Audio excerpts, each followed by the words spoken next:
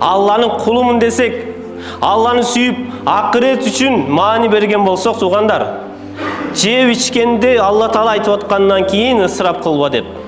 Киген киімің барбы, жашап отқан үйің барбы, бизнесің барбы, саяхаттап көлге барасыңбы, Дубайға барасыңбы, умраға барасыңбы?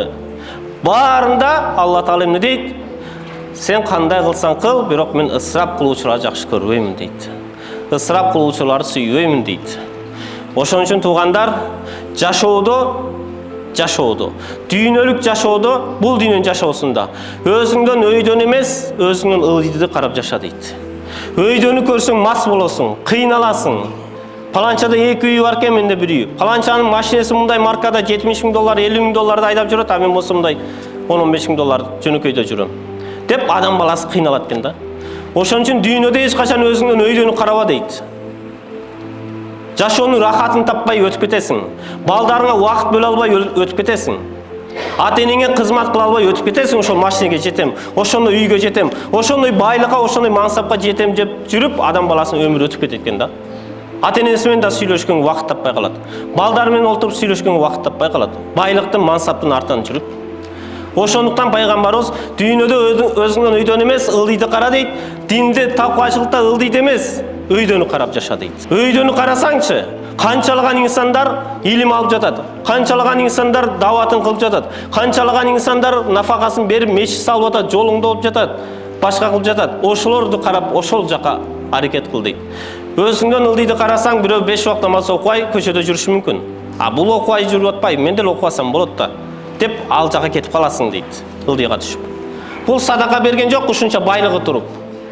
А мен андан аз байлыгым туруп мен садака беремби? Бербесем болот экен деп адам баласы ошентип салыштырат экен дагы, ылдыйга карап түшүп кетет экен. Ошондуктан тугандар, дайыма динде өзүнөн өйдөнү карайлы. Иншалла ушул таксырдай болуп, мен да беришем болоюн. Ушундай болуп илим алайын, ушундай болуп Куран жаттайын, ушундай болуп мешит салайын, ушундай болуп башка бирөөлөргө жардам берейин деген бир жүрөктөн чыккан чечим керек. А дүйнө байлыкта болсо, өзүңдөн ылдийди карап жаша дейт. Бирөө жүрөт, ооруп, үйү да жок, машинеси да жок, ден соолук да жок, бирок жашоо өтүп жатат. Ашып кетсе 50 жыл кыйналат, 70 жыл кыйналат. Бул дүйнөдөн өтөт, күнөө жасап өтсө, бейиш, бактылуулук ошонуку.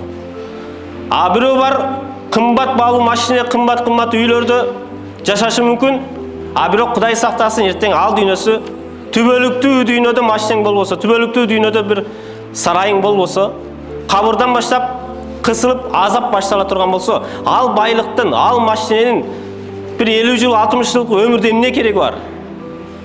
Кандай рахаты бар анын? Эгерде сизге айта турган болсо, мол тамда жашайсың 50 жыл бою. Бирок 50 жылдан кийин кыйналып жашайсың десе.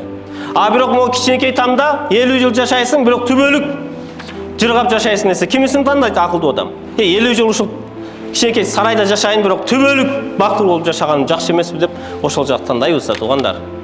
Ушул дүйнө ушундай болуп жатат. Бирок маани бере албай жатабыз. Көңүл бөлбөй жатабыз. Шайтан акыретти унуттуруп койду. Шайтан ушул дүйнөнү көрсөтүп койду.